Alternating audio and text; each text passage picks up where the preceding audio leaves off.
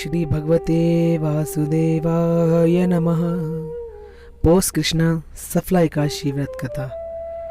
युधिष्ठिर ने प्रश्न किया, हे जनार्दन, पौष कृष्णा एकादशी का क्या नाम है और उस दिन किस देवता की पूजा की जाती है? भगवान कहने लगे, हे धर्मराज, मैं तुम्हारे स्नेह के कारण तुमसे कहता हूँ कि एकादशी व्रत के अतिरिक्त मैं अधिक से अधिक दक्षिणा पाने वाले यज्ञ से भी प्रसन्न नहीं होता। अतः इसे अत्यंत भक्ति और श्रद्धा से युक्त होकर करे। हे राजन, अब द्वादशी युक्त पौष कृष्ण एकादशी का महात्म्य सुनो। इस एकादशी का नाम सफला एकादशी है। इस एकादशी के देवता श्री नारायण हैं। विधि पूर्वक इस व्रत को करना चाहिए। जिस प्रकार नागों में शेषनाग, पक्षियों में गरुण, सब ग्रहों में चंद्रमा, यज्ञों में अश्वमेध और देवताओं में भगवान विष्णु श्रेष्ठ हैं, उसी तरह सब व्रतों में एकादशी व्रत श्रेष्ठ है। जो मनुष्य सदैव एकादशी का व्रत करते हैं वह मुझको परम प्रिय है। इस व्रत की विधि इस प्रकार है। मेरी पूजा के हेतु ऋतु के अनुकूल फल, नारियल, नींबू, नैवेद्य आदि 16 चीजों से मेरी पूजा करे। रात्रि को जागरण करे। इस एकादशी के व्रत के समान यज्ञ, तीर्थ, दान, तप तथा और कोई दूसरा व्रत नहीं है। 5000 वर्ष तप करने से जो फल मिलता है उससे भी अधिक सफला एकादशी का व्रत करने से मिलता है। हे राजन, आप इस एकादशी की कथा सुनिए। चंपावती नगरी में एक महिष्मान नाम का राजा राज्य करता था। उसके 4 पुत्र थे। उन सब में लुम्पक नाम वाला बड़ा राजपुत्र महापापी था। वह पापी सदा पर स्त्री तथा वेश्य गमन और दूसरे बुरे कर्मों में अपने पिता का धन नष्ट करता था तथा सदैव ही देवता, ब्राह्मण और वैष्णवों की निंदा किया करता था। जब राजा को अपने बड़े पुत्र के ऐसे कुकर्मों का ज्ञान हुआ तो उसने उसे अपने राज्य से निकाल दिया। तब वह विचारने लगा कि अब मैं किधर जाऊं, क्या करूं? अंत में उसने चोरी का कर्म करने का निश्चय किया।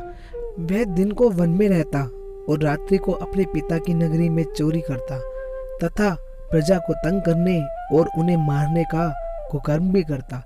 कुछ समय पश्चात सारी नगरी भयभीत हो गई। वह वन में रहकर पशु आदि मारकर खा जाता। जनता के लोग और राज्य कर्मचारी उसको इन कुकर्मों के कारण पकड़कर भी राजा के भय से छोड़ देते। उसी वन में एक अत्यंत प्राचीन विशाल पीपल का वृक्ष था। उसी वृक्ष के नीचे वह महापापी लुम्पक रहा करता था। इस वन को लोग देवताओं का क्रीड़ा स्थल मानते थे। कुछ समय पश्चात पौष कृष्ण पक्ष की दशमी के दिन वह वस्त्रहीन होने से शीत के कारण सारी रात्रि सो नहीं सका और उसके हाथ पैर अकड़ गए। वह रात्रि उसने बड़ी कठिनाई से व्यतीत की और सूर्योदय होने से पूर्व मूर्छित हो गया। दूसरे दिन एकादशी को मध्याह्न के समय सूर्य की गर्मी से उसकी मूर्छा दूर हुई तो होश में आकर गिरता पड़ता वन में भी भोजन की खोज में गया, परंतु व्यथा के कारण जीवों को मारने में असमर्थ था। इस कारण वृक्षों से गिरे हुए फलों को बीन कर वृक्ष के नीचे आया। उस समय तक सूर्य भगवान अस्त हो गए थे। अतः उसने उन फलों को पीपल के वृक्ष के नीचे लाकर रख दिया और रोकर कहने लगा कि भगवान, यह सब फल आपके ही अर्पण है, आप ही इनसे तृप्त होइए। उस रात्रि को दुख के मारे उसे नींद भी नहीं आई। इस उपवास तथा जागरण से भगवान अत्यंत प्रसन्न हुए और उसके सब पाप नष्ट हो गए। दूसरे दिन प्रातः समय एक अति सुंदर घोड़ा अनेक सुंदर वस्तुओं से सजा हुआ उसके सामने आकर खड़ा हो गया और इसी समय आकाशवाणी हुई, हे राजपुत्र, श्री नारायण की कृपा से तेरे सब पाप नष्ट हो गए हैं। अब तू अपने पिता के पास जाकर राज्य प्राप्त कर। ऐसी आकाशवाणी सुनकर वह बड़ा प्रसन्न हुआ और दिव्य वस्त्र धारण करके भगवान आपकी जय हो, भगवान आपकी जय हो, ऐसा कहकर अपने पिता के पास गया। उसके पिता ने बड़ी प्रसन्नता से उससे समस्त राज्य भार सौंपकर वन को चला गया। अब लुम्पक शास्त्रानुसार राज्य करने लगा।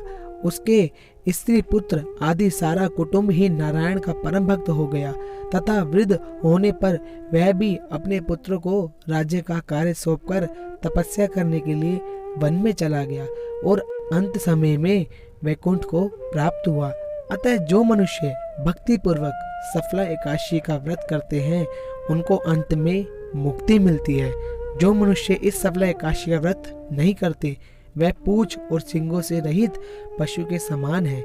इस सफला एकादशी के महात्म्य के पढ़ने अथवा श्रवण करने से मनुष्य को अश्वमेघ यज्ञ का फल प्राप्त होता है। इस प्रकार एकादशी महात्म्य का तीसरा अध्याय समाप्त हुआ।